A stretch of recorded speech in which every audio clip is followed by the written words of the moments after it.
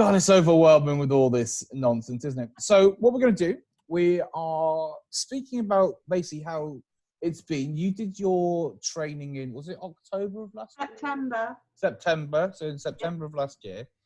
And we've done 2 interviews before. We did an interview about you having IEMT as a client. And then we did like a testimonial kind of interview about going through the practitioner training. Now, you know, we are several months on.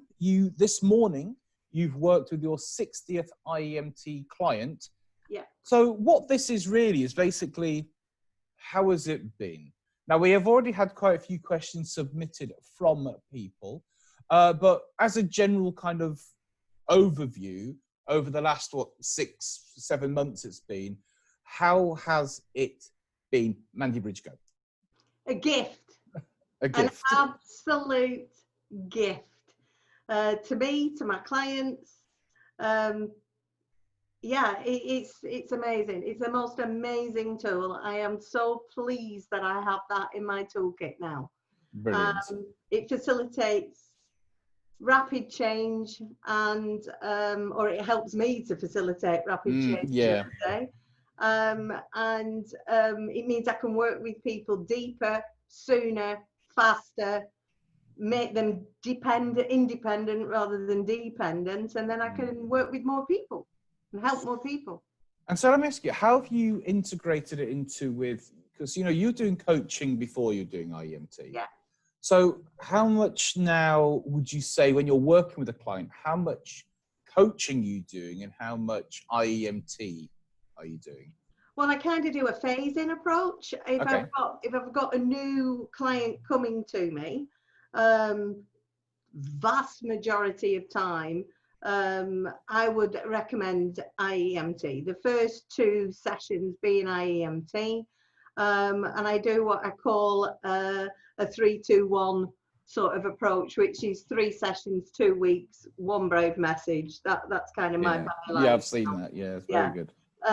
So I ask them to book in 2 IEMT and a coaching session as a follow-up. Okay. To make sure I've got everything. Some people are just wanting to get over that. Yeah. And that's what they need. And then it's draw. Other people are wanting to get over that so they can cope with this. So they stay with me.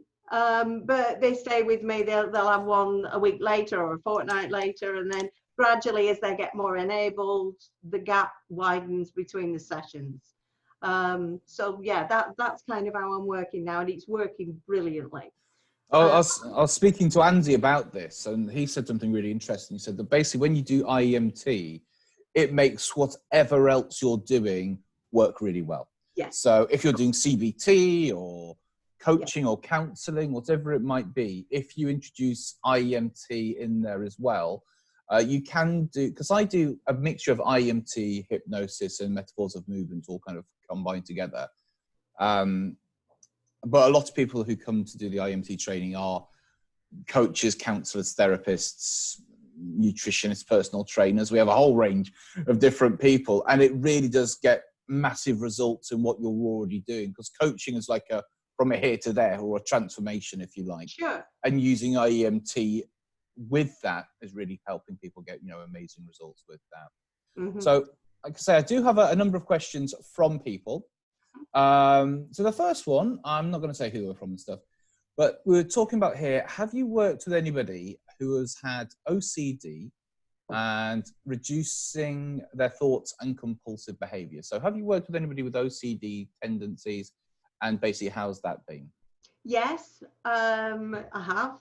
And I think in the industry, it's known that OCD is particularly difficult to work with. So that's the first sort of headline I'd put up there for that. So I think really when taking on a client with OCD, it's important to manage expectations. Yeah. To explain that, you know, you can look for and help them to release any trauma which could be causing the compulsions. Yeah. And so that's what I did. And there's only one that I've worked with so far. And then I think it's really important that the client knows that, has faith in the process, and they're not just throwing something else at it because everything else has failed. And I remember with this particular client, I did actually call them out and say, if you believe this isn't going to work, it's not going to work. You need to work with me. And once she started working on the compulsions after I released her from the trauma, once she saw them coming, because the thing about compulsions is they can feel them coming. And I think once she started to feel them coming and I gave her some tools to deal with that, that's when we started to get real results in the way that the trauma was manifesting itself, if that makes sense. Yes. So yeah. So that's what I did there. That's amazing. In fact, so we were just saying there about people's patterns, and there was another question that was like similar to that. When working with clients, have you noticed any kind of patterns? Now, we do talk about the 5 patterns of chronicity. Yeah. Have you, well, out of those actually, like 2 questions there, out of the patterns of chronicity, what have you noticed the most coming up with, and how do you work with them? And also, what are the patterns have you noticed in working with clients whilst using IEMT? Yeah, you gave me this beforehand, and I did give this some thought, because working with the 5 patterns of chronicity, 5 different behavioural traits, basically response traits, for laymen, so they know what I'm on about. Yeah. I tend, what I've done that I really like, that's working for me, is I've kind of pointed out to the person how they're thinking by mirroring it back to them and saying, yes. So you're a what if sort of person, and you're always worrying about that, or you're always you're a bit of a maybe person, and then they agree with you and go yeah, and then what happens is they realize that you get them. Yeah. And so I've not had to use any of that language that breaks that down. Yeah, I know what you mean. Because they then know that I'm on their side and that I get them and that I'm working with them, and I kind of go in using that knowledge when I'm using the eye movements. And so when you work with people over, how many sessions do you tend to do with the clients? On IEMT, the first 3 is mainly IEMT. All right. Okay. But the first 2 are the IEMT as you trained it. Yeah. Then the third one is me sort of helping people protect the work we've done, tooling them up with what the tools that they need to protect themselves going forward. And then it's at that point where we decide, me and the client, whether they need further support. Further support. Excellent. Yeah. Excellent. What have you learnt about clients? This is a different question. What have you learnt about clients with using IEMT, and have you found people have had resistance to it? Because, you know, IEMT is a new way of working with people, and a lot of people who come to me go, I've never had therapy before. I was like, good. Well, that's going to stand us in good stead, you know, so because we're not going to do, we're not going to do 12 sessions of tell me about your parents and stuff. It's a very direct, as you know, it's a very direct hands-on way of working with people. So what have you learnt about working with people with using IEMT? And like I said, have you encountered any resistance, or what kind of reactions have you had from people? Okay. Okay. Well, firstly, if they're resistant, they don't come to me.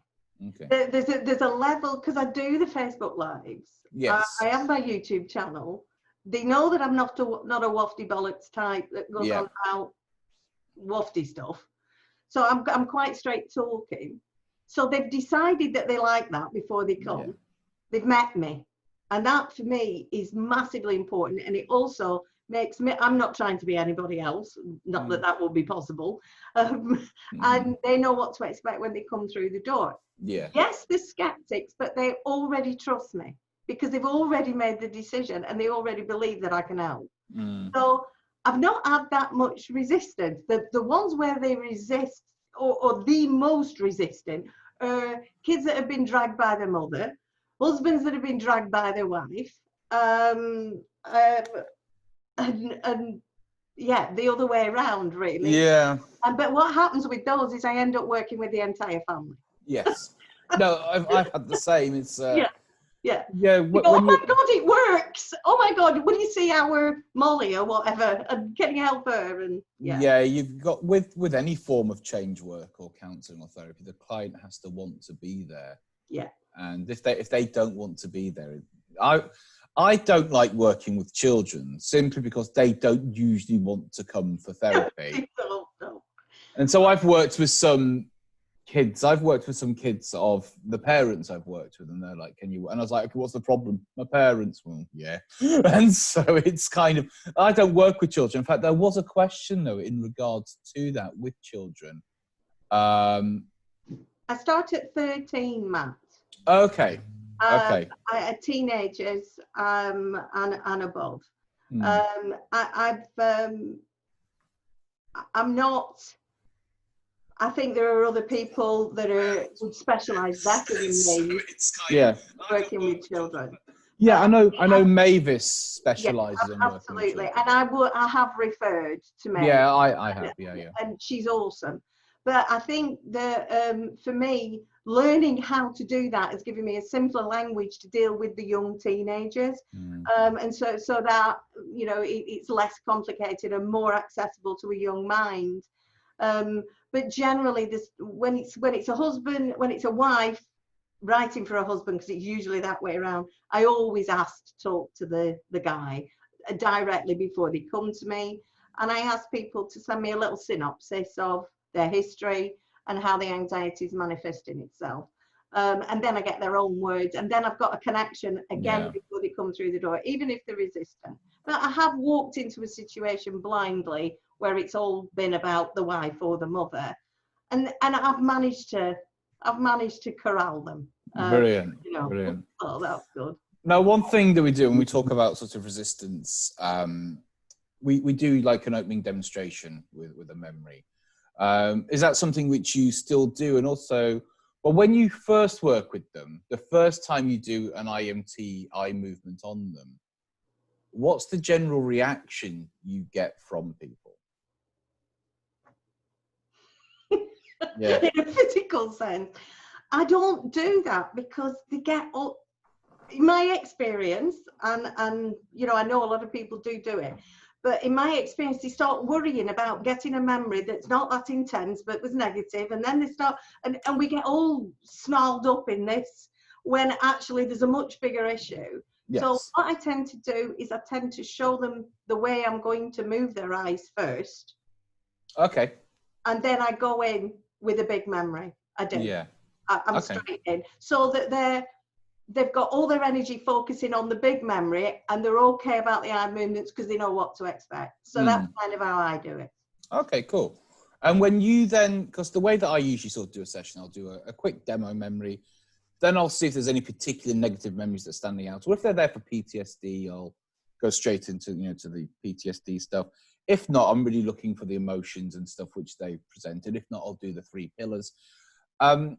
When you start doing like the emotional work and stuff like that and going back, do you often find that they go back to things which they didn't realize were connected? And because what I find is that when people go back to certain imprints, they will learn, there's 2 changes you've got to get. You're going to get like a submodality and an emotional change and a change of understanding of what happened.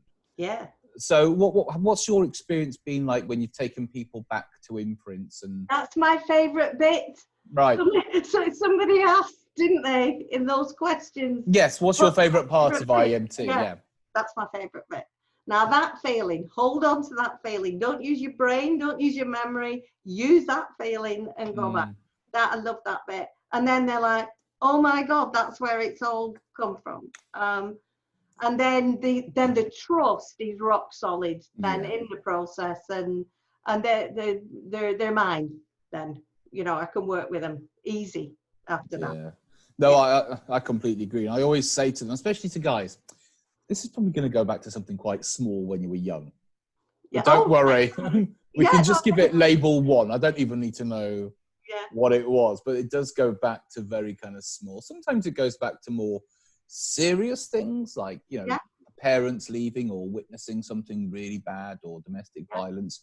But generally, these kind of go back to small minor incidences. And what happens, I try to explain this to people, that when I say an imprint, if people don't know this, you might also notice the initial sensitizing event. So the first time something happened, how you learn how to feel about this thing in the present, where it came from, basically.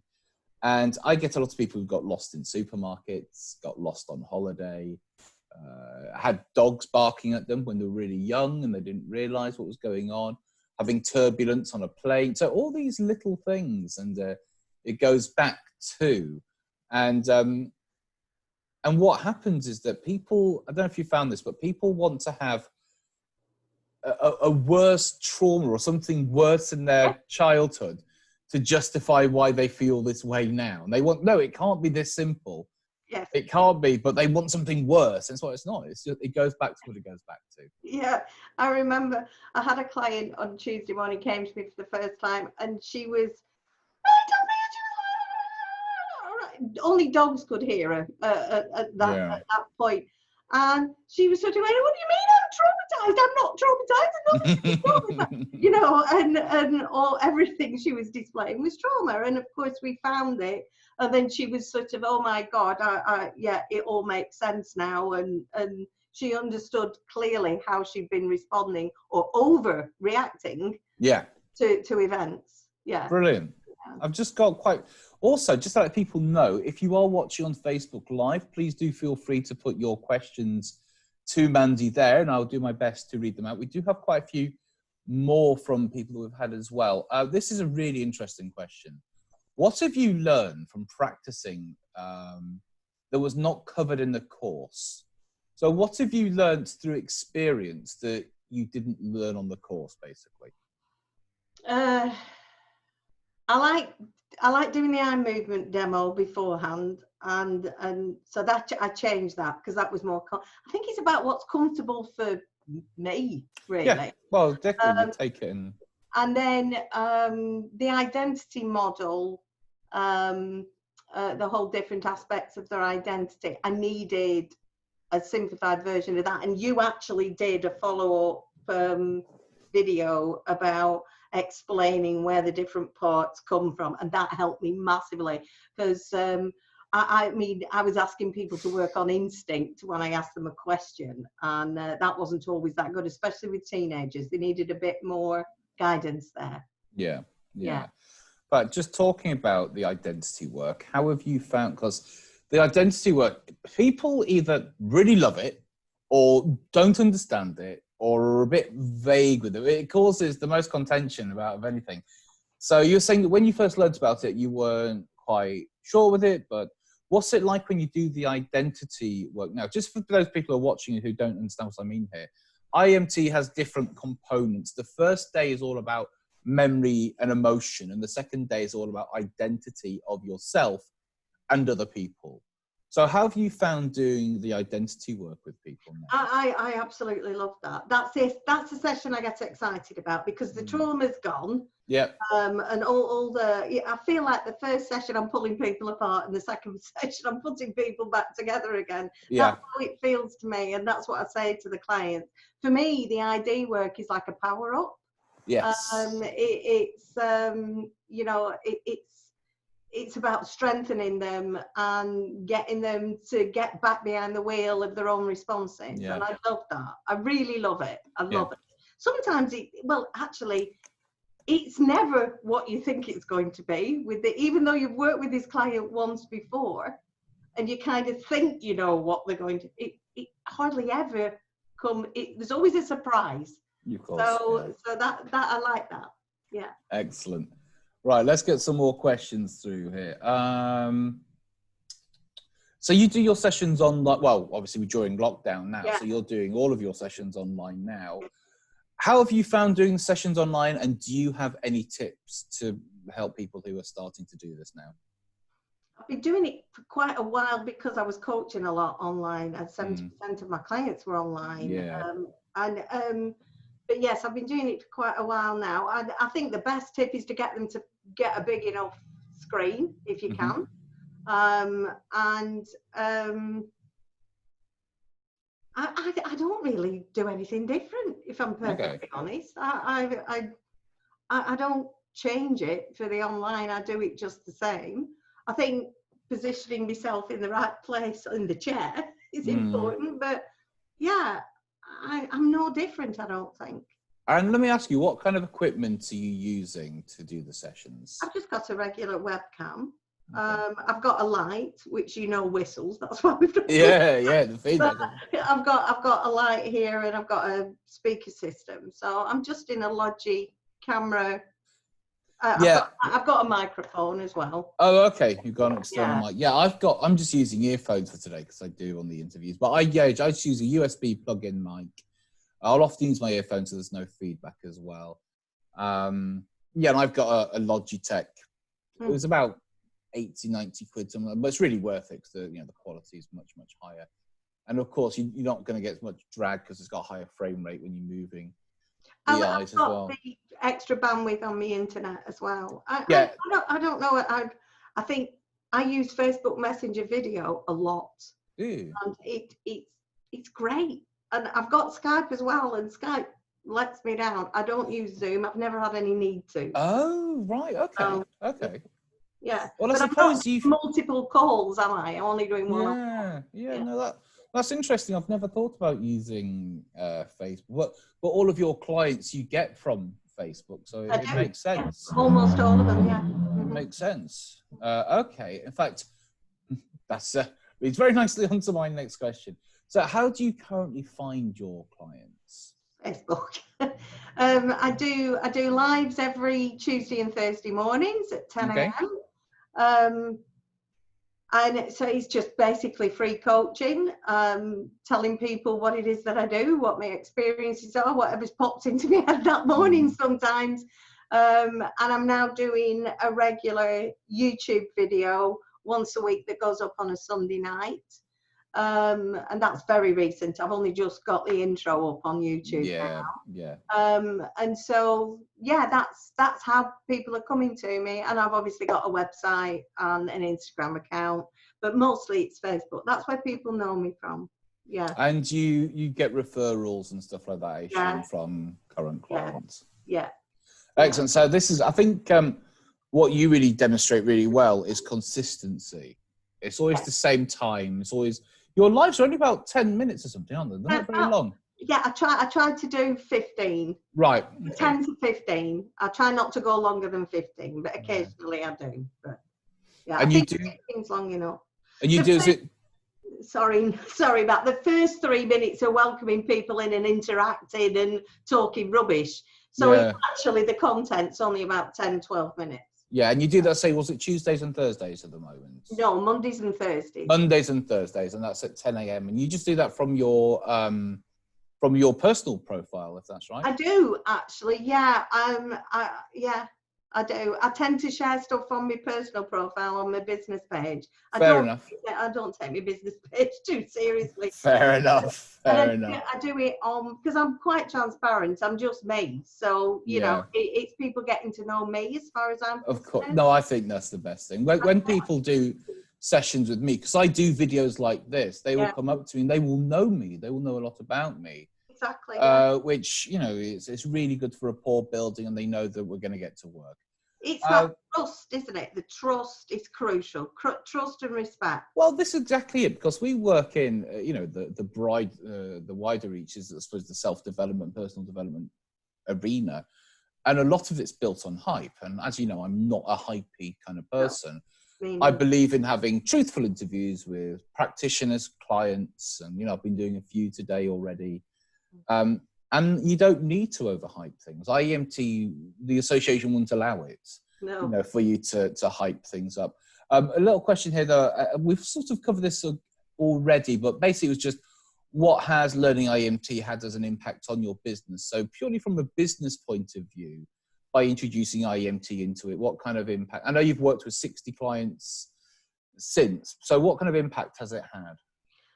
Well, I went from being sort of running at about 60% capacity to 100%. In fact, I went to too much. I got to the point where I wasn't spacing it, and it was too much. Yeah. But now I've worked out where my boundaries are and where my limit is. Yeah. And now lockdown has lifted. It's just, I was running at 70% during lockdown, which is brilliant. You know, it's really good. And it's kept me ticking over quite nicely. But now lockdown is lifting. I'm booked up until the end of July now. Wow. So it's amazing. Yeah. And like I can say, it sells itself. Yeah. And, you know, and the clients that experience it sell it as well. Yeah. Yeah. Absolutely. That's what, because I do have a website. I don't really put anything on there at the moment. I am doing behind the scenes work. It's not it, actually. And yeah, that's how I get my clients. It's always like, you worked with a friend of mine. Because the thing is, when you go for counselling, you could have a friend who's in counselling. They could be going for months, and it's like, yeah, they might seem a bit different. Or you could have a friend who's got quite bad problems, and you see them on a Friday. They have a session on Saturday, and you see them like next Monday, and you're like, what's happened here? You know, because the change can be absolutely. Yeah. So who are you? Yeah. What's going? You see, and have you found this? It might be a bit different, kind of online, but I certainly find this when I'm doing one-to-one, face-to-face sessions.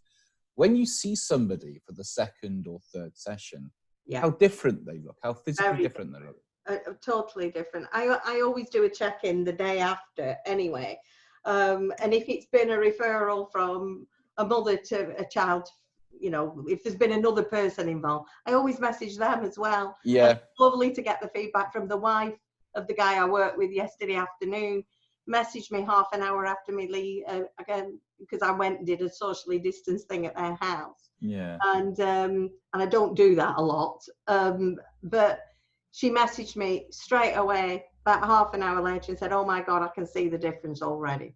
You know, and it's like, if people are living a really bad life and have got a lot of negative traumas and stuff going on, and if you incapacitate their way to access and feel that, it does have a very instant.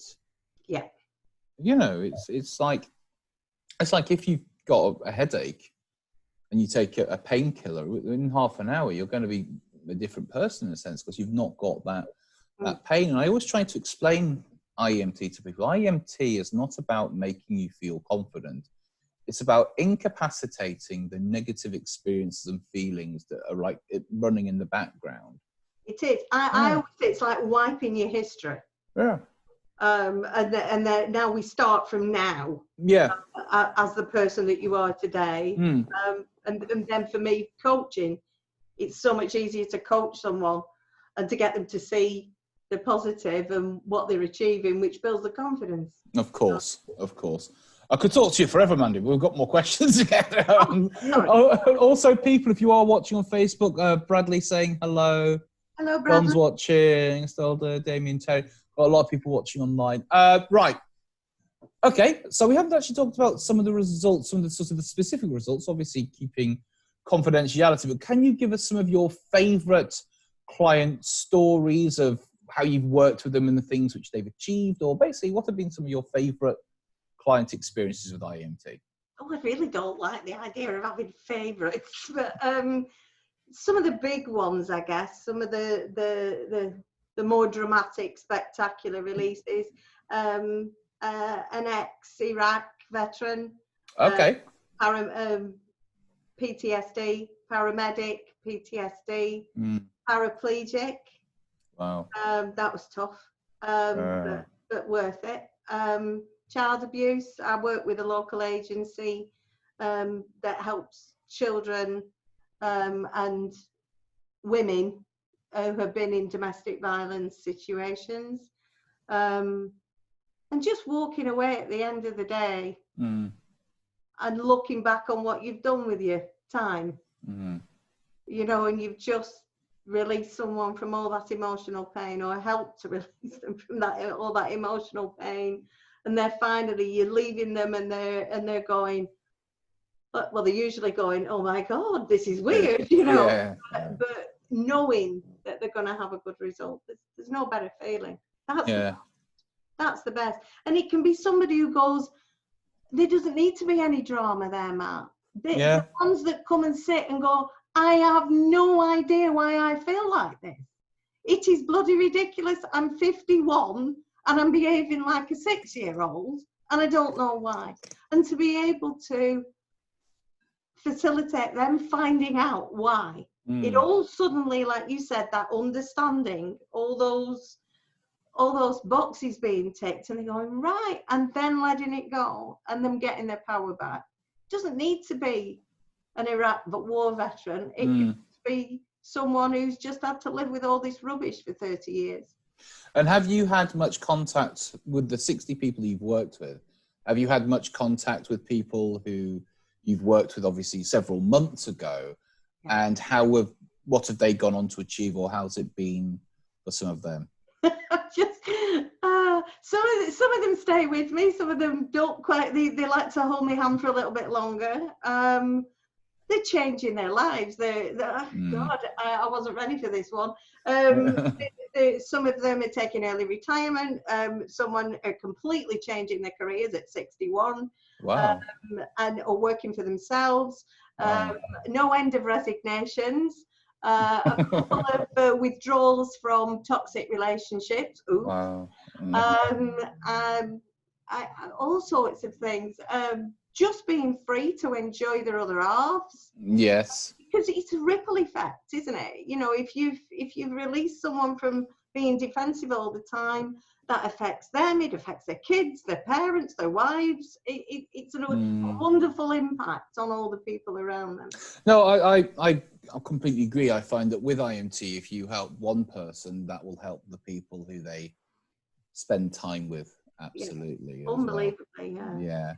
When somebody's not angry all the time, it's One of the exciting things is when people, you know, when you've got someone who's in a state of anxiety, they take everything personally. Yeah, of course. Well, there's hyper-awareness, isn't it? Yes, it is. And the victim mentality, and it's happening to them. There's that sort of pattern of chronicity as well. But when they get the power back, as like on the second session, and they can actually go, actually, you know what, this isn't about me. This is about this person. And actually, are they okay? You see dynamics change in a family because they're changing their relationship with them. And that obviously happened for yourself as well, you know, when you had IEMT. Yeah. And I know that, you know, I can remember, we talked about this before, but I can remember when I was speaking to your husband on the IEMT training, he was just standing next to me with a big pint going, life is different. Life is different. Shut your hand and thank you. Yeah, thank you. Life is different. When you're living with someone with PTSD, it is not good. No. And I knew that. There was a part of me that knew that. Yeah. Getting out of it was such a relief. And I think that's, you know, because we can never say it treats or heals, it helps with. But the changes I've seen with people who've had PTSD, you know, yourself included, and we did a whole interview, we're not going to go over it, but we did a whole interview about that. And how they, you know, when you're in the middle of a problem, you don't see sort of any way out. And what you're trying to do kind of often exacerbates, especially if you're trying to self-medicate with certain things. That then has its own problems, which is obviously a very common thing for war vets. And, you know, if you just look at America about how they treat their war vets. So the actual changes you can bring about people. And I think that people with PTSD, if you've tried other things and you don't want to do a lot of counseling and therapy, IMT or even EMDR and things like that, it's a great alternative way of working because it's a very short intervention and it can produce just amazing results. So I've got last few questions. We've gone on longer. Last few questions. Just one thing. You don't have to talk about the event. That's it. That's it. Do you know what? They don't have to re-traumatize themselves by keep talking about it. That's, do you know what, the main difference? Because I get asked, what's the difference between IEMT and EMDR all the time? And from my understanding, with EMDR, you're focusing on a lot of the negative imagery for a lot of the time. With IEMT, we hold imagery, but it's not for long. We're going back to an imprint and then allowing it to come out, and then your mind goes to sort of other places. So you're not constantly having to look at that image, you know. So only a very, very brief amount of time that you actually have to hold that negative imagery in your brain or in your mind, really. before it can be, you know, released and changed. Okay, I've got a few more questions and then we are all done.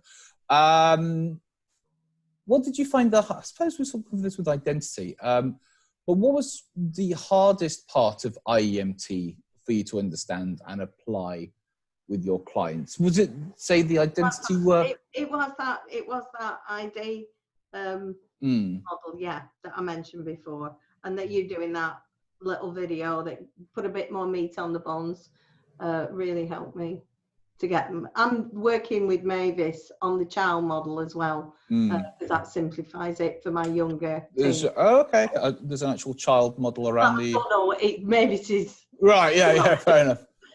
If people are wondering, if you check out Mavis, she's an IMT trainer, but she's also a former teacher, isn't she? She's 50 years in education. So she does a lot of work with children. I don't do any work with children. Not me neither. We've talked about your favourite part, impact on your business, best results so far, doing sessions online.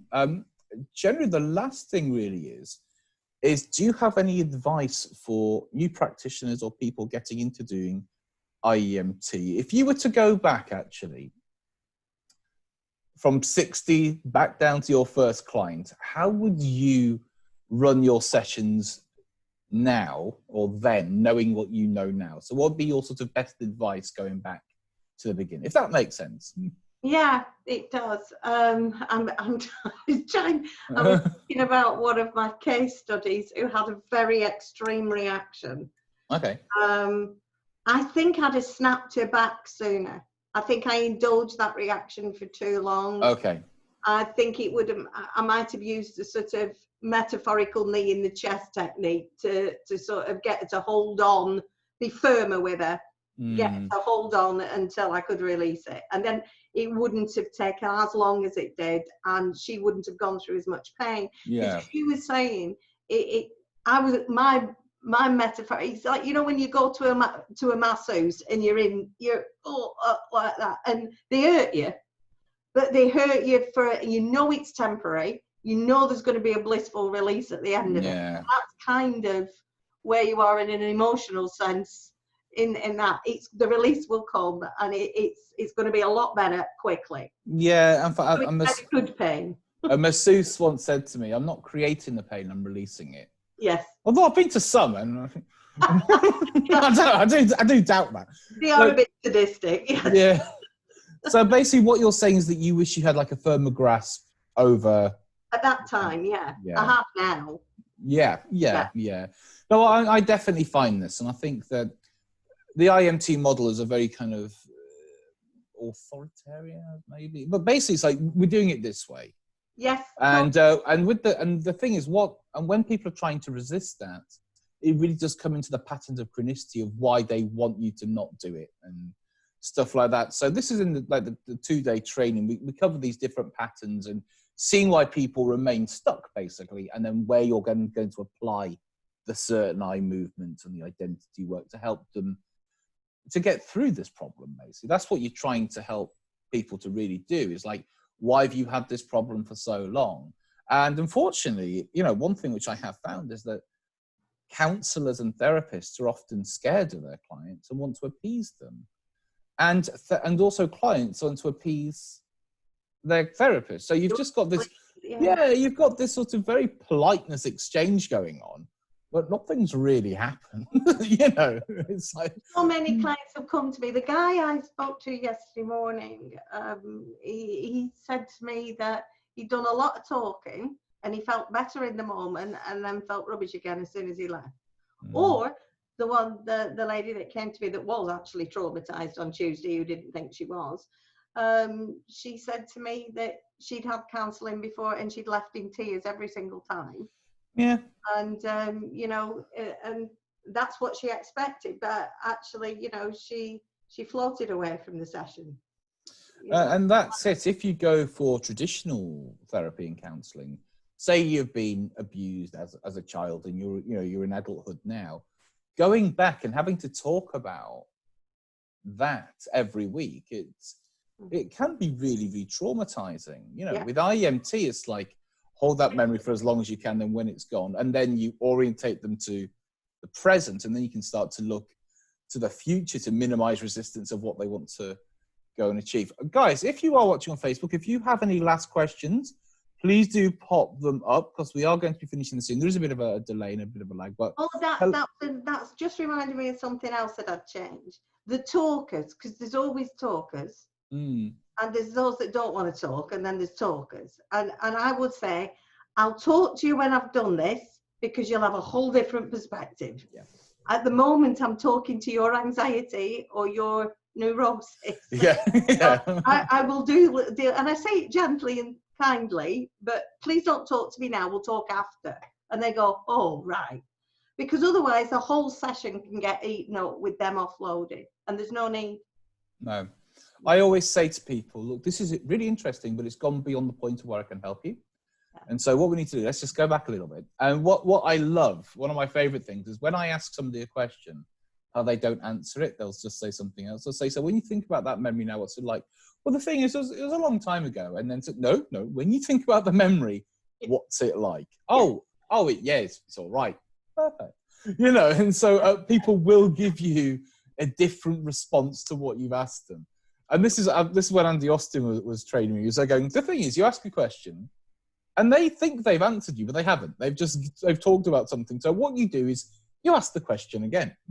And it's like a journalist. You've got to be a bit passive on it. You just ask the question again and again until they understand, you know, how to measure their own experience. And that's a really fundamental part of IEMT, is having the client to understand the experience which they have and how to calibrate it and how to make sure it's changing.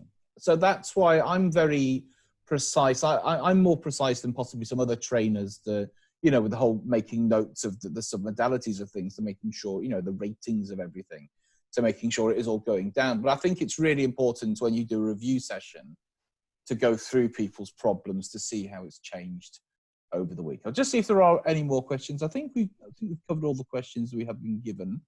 We're going to start wrapping this up now. Basically, we've just got a few minutes if you just want to give any more kind of final stories, advice, experience from the world of IEMT. Any final thoughts, man? Is there a stone we haven't turned over? I think we've kind of gone through pretty much everything. So we've gone through sort of how you work, the people you work with. Do you favour working with men or women or a particular age range or anything like that? I absolutely love working with everyone. Oh, okay. I like the mix. I think probably when I started, I was attracting middle-aged women like me. But I suppose my approach appeals to men. It's quite straightforward. It's not, I don't mess about. I'm quite straight talking. I think they like that. I love the mix. I love having the different challenges. And like I say, 13 years old right through to, I think the oldest I've worked with is 65. And do you do any kind of PR or go on podcasts or webcasts or interviews or anything like that? Or only with you. Okay. So that's of no interest for you to... Because I've been, because of my sons, they've been beating me down for 2 years to do the YouTube channel, which I've done now. So I have committed to doing kind of vlog once a week on there, where it's just me talking for 10 minutes. But yeah, that's as far as I've got so far. I'm too busy, Matt. Yeah, I am actually busy. So there is only one of me. No, that's what I keep telling people. There's only one of me, and that one's lazy.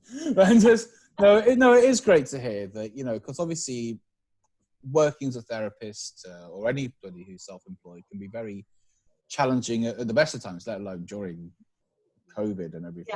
So the fact is that you're scaling down the work almost just to work the amount of clients that you want to work with is great to hear. We're about done. Okay. I suppose I will speak to you when you get to 100. It won't be long, the rate they're coming in. I will tag you in to all of this. If people do have questions for Mandie, you can either ask them through me. Yes, we did ask about the addictions, if somebody's asking. We did ask all about that. This will be up. Can I just... okay. Can I just... I don't think we did. I think you and me talked about it before, but we didn't talk about the addictions. Yes, I said I'd only tried to work with someone who was an existing Yes. Yeah. once, and it didn't work. And so I have a disclaimer that I won't work with drug addicts. But I've had people in recovery, and it's worked really well. I've actually worked with a number of alcoholics. Cocaine addicts are hard because the thing is with drugs, including alcohol and smoking, it's more to do with their lifestyle and their friendship groups, their company that they keep. For example, you know, when you're not drinking and you go to the pub with your friends, that doesn't work out because your social circle want to get you back to who you were. And birds of a feather flock together. You don't usually get heroin addicts and athletes mixing together because they have different life goals and situations. I have done a lot of work with alcoholics. I actually put up a video not long ago. I worked with a chef who was an alcoholic, and he wasn't an out of control alcoholic, but he had a state of mania and panic that he'd get into, and he'd use alcohol to get out of it. And when he used to go out with his wife or with his friends, when they went off to the toilets, he was ordering double vodkas at the bar and slamming them down in between. And this is a video which I recorded recently. When I work with anybody with alcohol problems or any form of addiction, I break it down to certain things like, by doing this, what does it allow you to think, feel, or believe? Yeah. And by not doing it, what does it allow you to avoid thinking, feeling, or believing? Yeah. A lot of people who drink alcohol feel like, well, I drink to relax. Okay, so what does that allow you to avoid? Having to deal with this. What? Yeah. Perfect. So I'm always going for the negative. What's the negative they're trying to avoid by doing this certain action? So the thing is with alcoholics or with anybody with a form of addiction, it's very dependable. The result is a very dependable result, you know, to get into that. There's no doubt about it with, you know, quite a few have had alcohol dependencies, alcohol. I don't know what you would call it.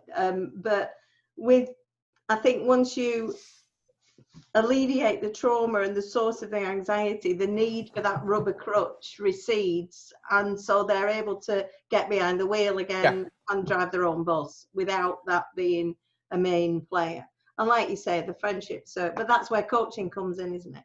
And I always, when it comes to somebody who has an addiction of some kind, just stopping them, because the whole sort of, a lot of the hypnotherapy model is make them hate the taste of smoking or make them hate drink. Right, okay. Yeah. And you link it, you anchor it to the taste of something really horrible. And that the problem is you get a lot of secondary gain issues with that because they'll just do something else. What I find to do is if you stop them doing something, you've got to help them transition into doing something else. Because if not, they're just going to have a big void, which they're going to have to fill with something. And it'll probably be a relapse and they'll just fill it back with what was there already or something worse. So I always find by getting somebody into a healthier thing works really, really well. So smokers and drinkers and stuff, or even drug addicts, drug addicts, getting them into some form of sport, I find works really, really well. Because when you're hanging out with sports people, they will tend to be a healthier type of person. And that's where the coaching comes in. Yeah.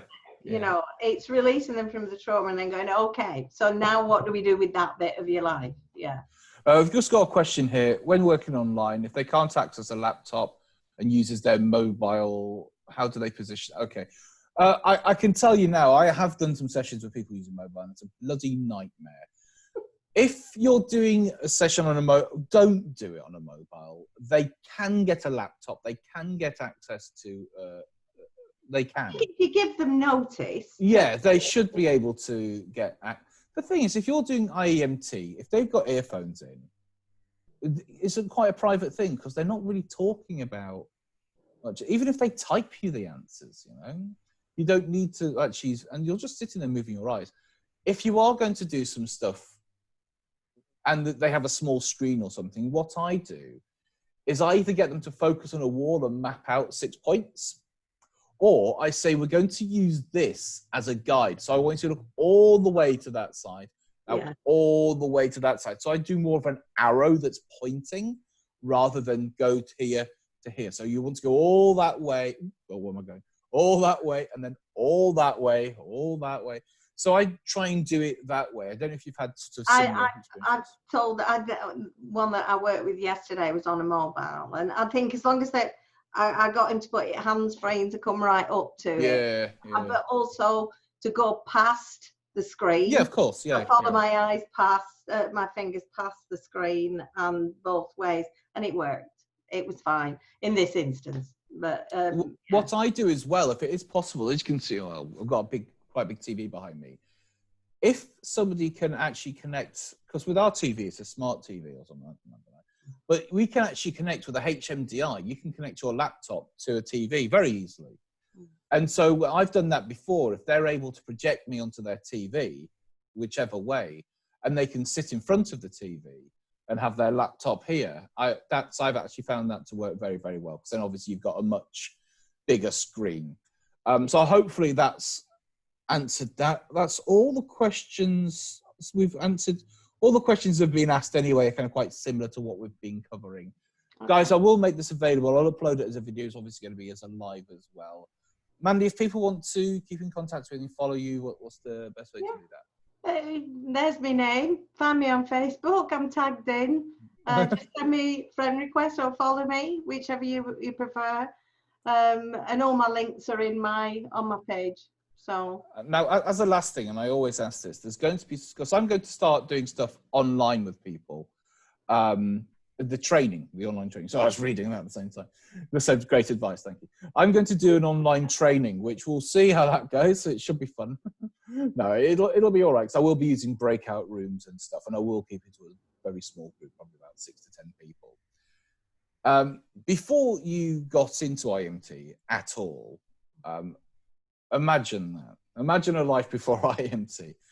And what you've achieved now by having IEMT and working with 60 plus people tomorrow.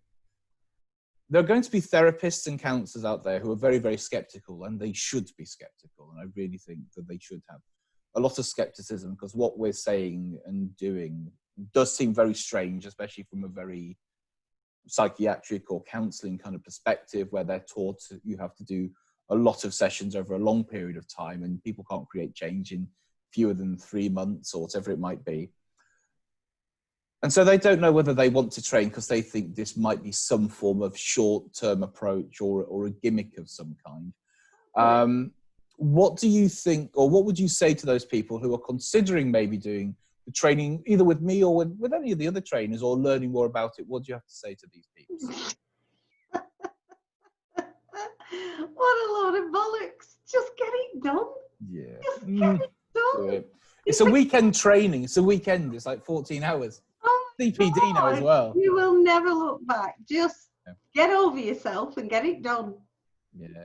Hopefully in the future, the way that I would like to see this going is more into the NHS, more into teaching hospitals. So many people have said, why isn't this available? Why aren't you, doing this, that, and the other? And why isn't that out there? Well, hopefully, I'm working with Andy and a GP, hopefully on this. Again, we're not formalised anything by any means, to make a 2-hour CPD approved workshop that I can do in teaching hospitals.